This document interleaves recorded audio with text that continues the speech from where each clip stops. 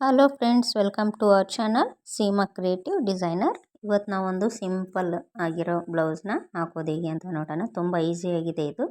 Beginners ಆದರೆ 3-4 ಡೇಸಲ್ಲಿ ಹಾಕ್ಬೋದು. ನೀವು ತುಂಬ ಚೆನ್ನಾಗಿ ಹಾಕಿರೋರಾದರೆ 2 ಡೇಸಲ್ಲೇ ನೀವು ಹಾಕ್ಬೋದು. ಕ್ಲಿಯರಾಗಿ ಎಕ್ಸ್ಪ್ಲೇನ್ ಮಾಡಿದ್ದೀನಿ ನೋಡಿರಿ. ಬನ್ನಿ ವಿಡಿಯೋನ ಸ್ಟಾರ್ಟ್ ಮಾಡೋಣ. ಮೊದಲು ನಾವು ಮಾರ್ಕಿಂಗ್ನ ನೋಡಿಕೊಂಡು ನಮ್ಮದು ಡಿಸೈನ್ ಎಲ್ಲಿಂದ ಸ್ಟಾರ್ಟ್ ಆಗುತ್ತೋ ಅಲ್ಲಿಂದ ಪಾಯಿಂಟ್ನ ನೋಡ್ಕೊಂಡು 2 ಲೈನು ಚೈನ್ ಸ್ಟಿಚಸ್ನ ಹಾಕಬೇಕು. ಮತ್ತು ಜರಿ ಥ್ರೆಡ್ಡಿಂದ ನೀಡಲ್ ಬಂದು 14. ಸಿಂಪಲ್ ಆಗಿರೋ ಬ್ಲೌಸ್ ಆಗಿರೋದ್ರಿಂದ 2 ಲೈನ್ ಹಾಕಿದರೆ ಸಾಕಾಗುತ್ತಾ. ನೀವು ಬ್ಯಾಕ್ ನೆಕ್ಕಿಗೆ ಬೇಕಿದ್ರೆ 3 ಲೈನ್ ಹಾಕೋಬೋದು. ಸಿಂಪಲ್ ಆದರೂ ಇರಲಿ, ಗ್ರ್ಯಾಂಡ್ ಆಗಿರಲಿ, ನೆಕ್ಕಿಗೆ 3 ಲೈನ್ ಹಾಕಿದರೆ ಬೆಟರು. ಸ್ಲೀವ್ಸಿಗೆ ಬಂದು ನೀವು 2 ಲೈನ್ ಹಾಕಿದ್ರು ನಡೆಯುತ್ತೆ. ಸ್ಟ್ರೇಟ್ ಲೈನ್ ಇರುತ್ತಲ್ಲ, ಹಾಗಾಗಿ ಕರ್ವ್ ಏನೂ ಇರೋದಿಲ್ಲ. ಬ್ಯಾಕ್ ನೆಕ್ಕಿಗಾದರೆ ಕರ್ವ್ ಇರುತ್ತೆ, ಹಾಗಾಗಿ ನೀವು 3 ಲೈನ್ ಹಾಕಿದರೆ ಚಲೋ ಕಾಣಿಸುತ್ತಾ. ನೋಡಿರಿ, ಯಾವಾಗಲೂ ಚೈನ್ಸ್ನ ಸಣ್ಣದಾಗಿ ಹಾಕೋರಿ. ದೊಡ್ಡ ಚೈನ್ಸ್ ಹಾಕಿದರೆ ಅಷ್ಟು ಕ್ಲಿಯರಾಗಿ ಕಾಣಲ್ಲ. ಅದು 2 ಲೈನ್ ಜರಿ ಥ್ರೆಡ್ ಆದಮೇಲೆ ನಾವು ಶುಗರ್ ಬೀಡ್ ಲೈನ್ನ ಹಾಕೊಳ್ಳೋಣ. 2 ಲೈನ್ ಕಂಪ್ಲೀಟ್ ಮಾಡಿರಿ. ಮೊದಲು ಫಸ್ಟು ಮಾರ್ಕಿಂಗ್ ಮೇಲೇನೆ ಹಾಕೋರಿ. ನಾನು ಮಾರ್ಕ್ ಹಾಕ್ಕೊಂಡಿಲ್ಲ. ನಿಮಗೆ ಸ್ಟ್ರೇಟ್ ಲೈನ್ ಬರಲ್ಲ ಅನ್ನೋ ಆಗಿದ್ದರೆ ಸ್ಕೇಲ್ ತೊಗೊಂಡು ಮೊದಲು ಮಾರ್ಕರ್ಲಿ ಒಂದು ಸ್ಟ್ರೇಟ್ ಲೈನ್ ಹಾಕ್ಕೊಂಡು ಆಮೇಲೆ ಸ್ಟಿಚ್ ಮಾಡಿರಿ. ನೋಡಿರಿ, 2 ಲೈನ್ ಕಂಪ್ಲೀಟ್ ಆಯಿತು. ಇವಾಗ ಶುಗರ್ ಬೀಡ್ಸಿಂದ 1 ಲೈನ್ ಶುಗರ್ ಬೀಡ್ಸ್ನ ಹಾಕೊಳ್ಳೋಣ. ಇದು ಬಂದು ನೈಲಾನ್ ಥ್ರೆಡ್ಡು. ನಾನು ಹಿಂದಿನ ವಿಡಿಯೋದಲ್ಲಿ ಹೇಳಿದ್ನಲ್ಲ, ನೈಲಾನ್ ಥ್ರೆಡ್ಡು ಬಳಸೋದು ಹೇಗೆ ಅಂತ, ಯಾವುದು ಅಂತ ಹೇಳ್ತೀನಿ ಅಂತ. ಇದೇ ಅದು.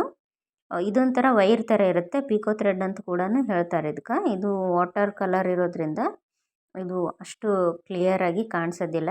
ನೋಡಿರಿ, ಇದ್ರದ್ದು ಪ್ರಾಬ್ಲಮ್ ಏನಪ್ಪ ಅಂದರೆ ಬಹಳ ಸಣ್ಣ ಇರುತ್ತೆ ಇದು. ಎಷ್ಟು ಗಂಟು ಹಾಕಿದ್ರೂ ಕೆಳಗಡೆ ದಪ್ಪ ಗಂಟಾಗಲ್ಲ. ಹಾಗಾಗಿ ನಾನೇನು ಮಾಡಿದೆ, ಸಣ್ಣ ಗಂಟು ಹಾಕೊಂಡ್ಬಿಟ್ಟು ಕೆಳಗಡೆಯಿಂದ ಮೇಲೆ ದಾರ ತಗೊಂಡು ಮೇಲೆ ಇನ್ನೊಂದು ಆರೆ ನೀಡಲಿಂದ ಒಂದು ನಾಟ್ ಹಾಕ್ಕೊಂಡೆ. ಯೂಶ್ವಲಿ ನಾವೇನು ಮಾಡ್ತೀವಿ, ಎಂಡಲ್ಲಿ ನಾಟ್ ಹಾಕ್ಕೊತೀವಿ. ಈ ಥ್ರೆಡ್ ಬಳಸೋದಾದರೆ ನೀವು ಫಸ್ಟಿಗೆ ಒಂದು ನಾಟ್ ಹಾಕ್ಕೊಂಡು ಸ್ಟಾರ್ಟ್ ಮಾಡಿಬಿಡ್ರಿ. 2 ಶುಗರ್ ಬೀಡ್ಸ್ನ ಸ್ಟಿಚ್ ಮಾಡ್ತಾ ಹೋಗ್ರಿ. ಯಾವ ಕಲರ್ ಬಟ್ಟೆನಾದರೂ ಇರಲಿ, ಈ ಥ್ರೆಡ್ನ ನೀವು ಆರಾಮಾಗಿ ಬಳಸ್ಬೋದು. ಥ್ರೆಡ್ ಕಾಣೋದಿಲ್ಲ.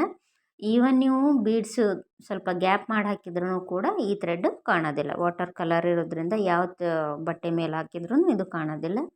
ತುಂಬ ಅಂದರೆ ತುಂಬ ಚೆನ್ನಾಗಿರುತ್ತೆ. ಆಮೇಲೆ ಬಗೆ ದಾರ ಕಟ್ ಆಗೋದು, ಗುಂಜಾಗೋದು, ಗಂಟು ಬೀಳೋದು ಎಲ್ಲ ಏನಂದರೆ ಏನಾಗೋದಿಲ್ಲ. ತುಂಬ ಒಳ್ಳೆ ಎಕ್ಸ್ಪೀರಿಯೆನ್ಸ್ ನಂದು. ನಾನು ತುಂಬ ವರ್ಷ ಆಯಿತು ನಾನು ಆರಿ ವರ್ಕ್ ಹಾಕ್ತಾ ಬಂದು. ಕಾಟನ್ ಥ್ರೆಡ್ಡಲ್ಲೇ ನಾನು ಹಾಕ್ತಿದ್ದೆ. ಇದು ಬಂದು ಫಸ್ಟ್ ಟೈಮ್ ನೋಡೋಣ, ಟ್ರೈ ಮಾಡೋಣ ಹೇಗಿರುತ್ತೆ ಅಂದೆ. ಬಟ್ ಬೆಸ್ಟ್ ಟ್ರೈ ನಾನು ಕೇಳೋದಾದರೆ. ಕಾಟನ್ ಥ್ರೆಡ್ಡು ನಾವು ಜೋರಾಗಿ ಎಳೆದ ತಕ್ಷಣ ಕಟ್ ಆಗುತ್ತೆ. ನಾಟ್ ಹಾಕಿದ ತಕ್ಷಣ ಕೆಲವೊಂದು ಸರಿ ಕಟ್ ಆಗುತ್ತಾ, ಅಷ್ಟೊಂದು ಬಿಗಿಯಾಗಿ ಎಳೆದ ತಕ್ಷಣ ಕೆಲವೊಂದು ಜಿಗಿ ಎಲ್ಲ ಇರೋದಿಲ್ಲ, ಹಂಗೆ ಕಟ್ ಆಗಿಬಿಡುತ್ತೆ. ಇದು ಆದರೆ ಬಹಳ ಚಲೋ ಬರುತ್ತೆ. ನಾಟ್ ಹಾಕೋದೊಂದೇ ಇದ್ರದ್ದು ಪ್ರಾಬ್ಲಮ್ಮು. ಈಗ ಒಂದು ಶುಗರ್ ಬೀಡ್ ಲೈನು ಕಂಪ್ಲೀಟ್ ಆಗಿದೆ. ಇವಾಗ ನಾವು ಶುಗರ್ ಬೀಡ್ ಲೈನ್ ಮೇಲೇ ಅದೇ ನೈಲಾನ್ ಥ್ರೆಡ್ ಮತ್ತು ಶುಗರ್ ಬೀಡ್ಸಿಂದ ಇನ್ನೂ ಒಂದು ಲೈನ್ನ ಹಾಕ್ಕೊತೀವಿ. ನೋಡಿ, ನಾನು ಮುಂಚೆನೇ ಹೇಳಿದ್ನಲ್ಲ, ಫಸ್ಟಿಗೆ ಒಂದು ನಾಟ್ ಹಾಕ್ಕೊತೀನಿ ಅಂತ. ಇವಾಗ ಥ್ರೆಡ್ ಮೇಲೆ ತೊಗೊಂಡು ಒಂದು ನಾಟ್ ಹಾಕ್ಕೊಂಡ್ಬಿಡ್ತೀನಿ. ನಾಟ್ ಹಾಕ್ಕೊಂಡ ತಕ್ಷಣವೇ ಅಲ್ಲಿಂದನೇ ಅದೇ ಪಾಯಿಂಟಿಂದ ನಾನು ಸ್ಟಾರ್ಟ್ ಮಾಡ್ತೀನಿ. 4 ಶುಗರ್ ಬೀಡ್ಸ್ನ ತೊಗೊಂಡು ಸ್ಟಿಚ್ ಮಾಡ್ತೀನಿ. ನಿಮಗೆ 4 ಶುಗರ್ ಬೀಡ್ಸ್ ತೊಗೊಂಡು ಸ್ಟ್ರೇಟ್ ಲೈನ್ ಹಾಕಿದರೆ ಸ್ಟಿಫಾಗಿ ಕೂಡಲ್ಲ ಅನ್ನೋದಾದರೆ 2 ಶುಗರ್ ಬೀಡ್ಸಿಗೆ ಒಂದು ಸ್ಟಿಚ್ ಹಾಕಿ ಅದ್ರ ನೆಕ್ಸ್ಟ್ ಇನ್ನೂ 2 ಶುಗರ್ ಬೀಡ್ಸ್ಗೆ ಸ್ಟಿಚ್ ಹಾಕೋಬೋದು. ನನಗೇನು ತೊಂದರೆ ಇಲ್ಲ 4 ಶುಗರ್ ಬೀಡ್ಸ್ ಹಾಕಿದರೆ. 4 ಶುಗರ್ ಬೀಡ್ಸ್ ಮುಗಿಸಿದ ತಕ್ಷಣ ಅದ್ರ ಮುಂದೆ ಇನ್ನೊಂದು ಸಣ್ಣದು ಸ್ಮಾಲ್ ಚೈನ್ ಹಾಕ್ಕೋಬೇಕು, ಅಂದರೆ ಅದು ಲಾಕ್ ಆಗುತ್ತೆ ಅಲ್ಲಿ. ಇನ್ನೂ 4 ಶುಗರ್ ಬೀಡ್ಸ್ ಹಾಕ್ಕೊಂಡು ಒಂದು ಬೀಡ್ಸ್ ಮುಂದೆ ಚೈನ್ ಸ್ಟಿಚ್ ಹಾಕಬೇಕು. ಅದಾದಮೇಲೆ ಬೀಡ್ಸ್ ಹಿಂದೆ ಒಂದು ಚೈನ್ ಸ್ಟಿಚ್ ಹಾಕ್ಕೊಂಡು ದಾರ ಎಳ್ಕೋಬೇಕು. ಹಂಗಾಗಿ ಅದು ಲಾಕ್ ಆಗುತ್ತೆ ಅಲ್ಲಿ, ಮುಂದೆ ಬರಲ್ಲ ಅವಾಗ ಅದು. ಇನ್ ಕೇಸ್ ನೀವೇನಾದರೂ ಒಂದೇ ಸ್ಟಿಚ್ ಹಾಕ್ಕೊಂಡು ಆ ಕಡೆ ಅಪೋಸಿಟ್ ಸೈಡ್ ಹಾಕಿದರೆ ಸ್ವಲ್ಪ ಎಳ್ಕೊಂಡು ಬಿಗ್ನರ್ಸ್ ಆಗಿದ್ದರೆ ಸ್ವಲ್ಪ ಥ್ರೆಡ್ ಏನಾದರೂ ಎಳ್ಕೊಂಡ್ರೆ ಅದು ಸ್ಟಿಚ್ಚು ಮುಂದೆ ಬರೋ ಚಾನ್ಸ್ ಇರುತ್ತೆ. ನೀವು ಈ ರೀತಿ ಹಾಕ್ಕೊಂಡ್ರೆ ಅದು ಸ್ಟಿಫಾಗಿ ಅಲ್ಲೇ ಕೂತ್ಕೊಳ್ಳುತ್ತೆ. ಕೆಲವೊಂದು ಟಿಪ್ಸ್ನ ಫಾಲೋ ಮಾಡಿದರೆ ಫಿನಿಶಿಂಗ್ ಎಲ್ಲ ನೀಟಾಗಿ ಬರ್ತಾವೆ. ಏನೋ ಡಿಸೈನ್ ಮಾಡ್ತೀವಿ ಹಾಕ್ತೀವಿ ಅಂದ್ಬಿಟ್ಟು ಹಾಕೋದಲ್ಲ, ಫಿನಿಶಿಂಗ್ ಇರಬೇಕು ಡಿಸೈನಲ್ಲಿ ಮತ್ತು ನಮ್ಮ ಕೆಲಸದಲ್ಲಿ. ಆವಾಗಲೇ ನಮಗೂ ಒಂದು ಸ್ಯಾಟಿಸ್ಫ್ಯಾಕ್ಷನ್ ಅಂತಿರುತ್ತೆ, ಮತ್ತು ಕಸ್ಟಮರ್ ಕೂಡ ಸ್ಯಾಟಿಸ್ಫೈ ಆಗಿ ಹೋಗ್ತಾರೆ. ಅದೇ ನಮಗೆ ಮೇನ್ ಇಂಟೆನ್ಷನ್ ಇರೋದಲ್ವಾ. 4 ಶುಗರ್ ಬೀಡ್ಸ್ ಹಾಕ್ಕೊಂಡು ಬೀಡ್ಸ್ ಮುಂದೆ ಒಂದು ಲಾಕ್ ಮಾಡ್ಕೊರಿ, ಬೀಡ್ಸ್ ಹಿಂದೆ ಒಂದು ಲಾಕ್ ಮಾಡ್ಕೊರಿ. ಬೀಡ್ಸ್ ಮಾತ್ರ ಒಟ್ಟು ಲೂಸಾಗಿ ಸ್ಟಿಚ್ ಮಾಡ್ಕೊಳಕ್ಕೆ ಹೋಗ್ಬೇಡ್ರಿ. 4 ಹಾಕಕ್ಕೆ ನಿಮ್ಗೆ ಕಂಫರ್ಟ್ ಅನ್ನಿಸ್ಲಿಲ್ಲ ಅಂದರೆ 2ನೇ ಹಾಕೋರಿ, ಏನೂ ತೊಂದರೆ ಇಲ್ಲ. 2 ಬೀಡ್ಸಿಗೆ ಒಂದು ಸ್ಟಿಚ್ಚು, 2 ಬೀಡ್ಸಿಗೆ ಇನ್ನೊಂದು ಸ್ಟಿಚ್ಚು ಮತ್ತು ಅದ್ರ ಮುಂದೊಂದು ಲಾಕು.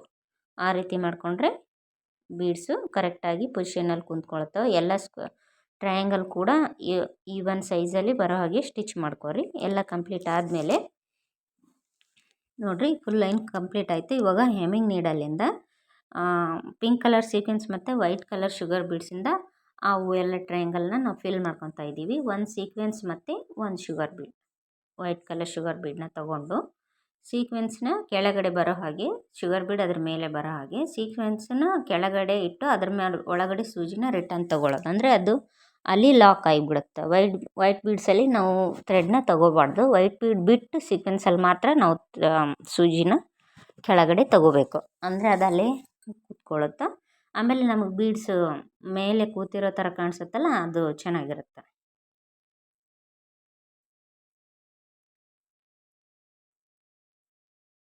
ಬರೀ ನಾವು ವೈಟ್ ಬೀಡ್ಸ್ ಕೂಡ ಹಾಕೋಬೋದಾಗಿತ್ತು. ವೈಟ್ ಬೀಡ್ಸ್ ಒಂದೊಂದೇ ಸ್ಟಿಚ್ ಮಾಡೋದ್ರಿಂದ ಸ್ವಲ್ಪ ಗ್ಯಾಪ್ ಕಾಣಿಸ್ತಿತ್ತು ನಮ್ಗೆ.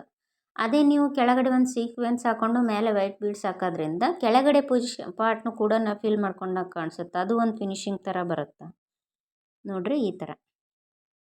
ಇನ್ನು ಇದು ಬೇಡಪ್ಪ ಸೀಕ್ವೆನ್ಸ್ ಎಲ್ಲ ಯಾಕೆ ಅನ್ನೋದಾದರೆ, ನೀವು ವೈಟ್ ಕಲರು 2 mm ಬೀಡ್ಸ್ನ ಇದರಲ್ಲಿ ಸ್ಟಿಚ್ ಮಾಡ್ಕೋಬೋದು. ಬರೀ ಬೀಡ್ಸ್ ಒಂದೇ ಹಾಕಿದರೆ ಸಾಕಾಗುತ್ತೆ.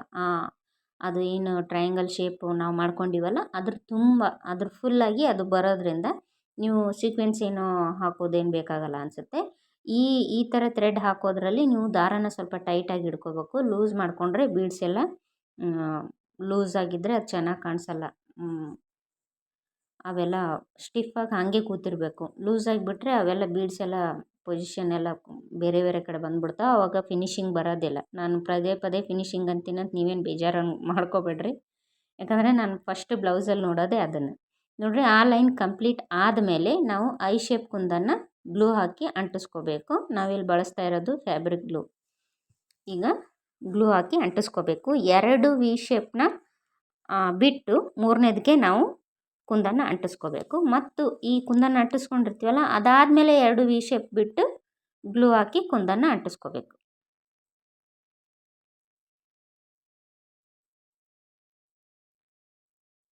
ಯಾಕಪ್ಪ 2 ವಿ ಶೇಪ್ ಕುಂದನ್ನು ವಿ ಶೇಪ್ನ ಲೈನ್ಸನ್ನ ನಾವು ಬಿಡಬೇಕಪ್ಪ ಅಂದರೆ, ಎಲ್ಲ ಬೀಡ್ಸ್ ಮಧ್ಯೆ ಗ್ಯಾಪು ಈವನ್ ಆಗಿ ಬರ್ತಾವೆ. ನಾವು ಸ್ವಲ್ಪ ಇಂಚು ತೊಗೊಂಡು ಸ್ಕೇಲ್ ತೊಗೊಂಡು ಮಾರ್ಕ್ ಹಾಕ್ಕೊಂಡು ಆ ರೀತಿ ಮಾಡಿದರೆ ವಿ ಶೇಪ್ ಮೇಲೇನೂ ಬಂದಿರಂಗಿರಲ್ಲ, ಕೆಲವೊಂದು ಸೀಕ್ವೆನ್ಸ್ ಮೇಲೆ ಬರ್ತಾವೆ, ಹಂಗಾಗಿ ಚೆನ್ನಾಗಿ ಕಾಣಿಸಲ್ಲ. ನಾನು ಯೋಚನೆ ಮಾಡಿರೋದು ಹೆಂಗಪ್ಪ ಅಂದರೆ ಹಿಂಗೆ, ಅದ್ರ ಗ್ಯಾಪ್ ಮಧ್ಯೆ ನಾವು ಬೀಡ್ಸ್ ವರ್ಕ್ ಮಾಡ್ತೀವಿ, ಹಾಗಾಗಿ ಅಷ್ಟೊಂದು ಗ್ಯಾಪ್ ಆಗಲ್ಲ. ಅದು 2 ಅದು ವಿ ಶೇಪ್ನ ಬಿಟ್ಟು 2 ಟ್ರಯಾಂಗಲ್ನ ಬಿಟ್ಟು 3ನೇದಕ್ಕೆ ನಾವು ಗ್ಲೂ ಹಾಕಿ ಕುಂದನ್ನು ಅಂಟಿಸ್ಕೊಳ್ಳೋದು. ಸ್ವಲ್ಪ ಡ್ರೈ ಆಗಲಿ. ಇದು ಆದಮೇಲೆ ನಾವು ಬೀಡ್ ವರ್ಕ್ನ ಮಾಡೋಣ. ಈ ಫ್ಯಾಬ್ರಿಕ್ ಗ್ಲೂ ವೆಟ್ ಆಗೋಕ್ಕೆ ಸ್ವಲ್ಪ ಡ್ರೈ ಆಗೋಕ್ಕೆ ಸ್ವಲ್ಪ ಟೈಮ್ ತೊಗೊಳುತ್ತೆ. ಇನ್ನೊಂದು ವೈಟ್ ಕಲರ್ ಬರುತ್ತೆ, ಅದನ್ನು ತೊಗೊಂಡ್ರೆ ಜಲ್ದಿ ಡ್ರೈ ಆಗುತ್ತೆ ಅಂತ ಹೇಳ್ತಾರೆ ಕೆಲವೊಬ್ಬರು. ನನಗೆ ಅದ್ರ ಬಗ್ಗೆ ಅಷ್ಟೊಂದು ಐಡಿಯಾ ಇಲ್ಲ. ನಾನು ಇದನ್ನೇ ಬಳಸ್ತೀನಿ. ಮುಂದೆ ಯಾವಾಗಲಾದರೂ ಅದನ್ನು ತೊಗೊಂಬಂದರೆ ನಾನು ನಿಮ್ಮ ಜೊತೆ ಶೇರ್ ಮಾಡ್ಕೊತೀನಿ. ಇವಾಗ ಇವೆರಡಕ್ಕರ ಮಧ್ಯೆ ನಾವು ಬೀಡ್ಸ್ನ ಸ್ಟಿಚ್ ಮಾಡೋಣ.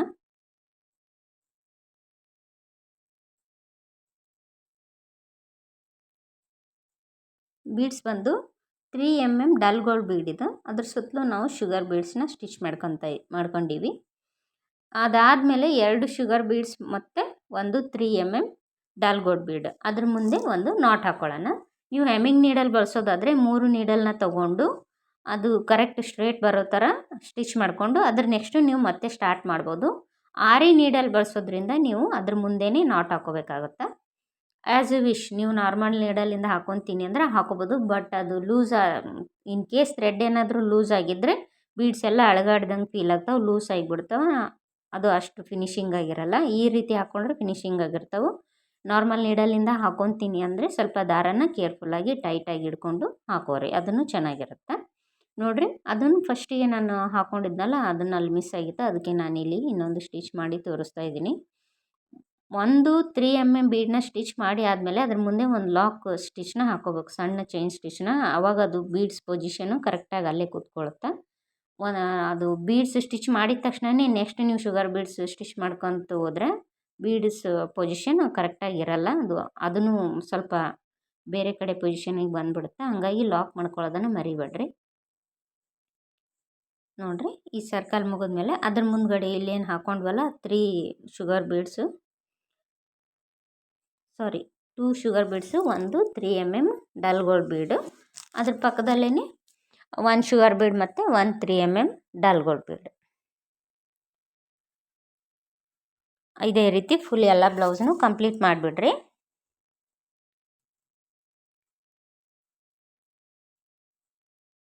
ನಾಟ್ ಹಾಕ್ಕೊಳ್ಳೋದೇ ತುಂಬ ಇಂಪಾರ್ಟೆಂಟ್. ಇದರಲ್ಲಿ ಸ್ವಲ್ಪ ಜಾರುತ್ತೆ ಈ ಥ್ರೆಡ್, ನೋಡೋಕ್ಕೂ ಸಣ್ಣ ಇರೋದ್ರಿಂದ ನಾಟ್ ಕರೆಕ್ಟಾಗಿ ಹಾಕಿಲ್ಲ ಅಂದರೆ ಜಾರುತ್ತೆ ಕೈಯಲ್ಲಿ.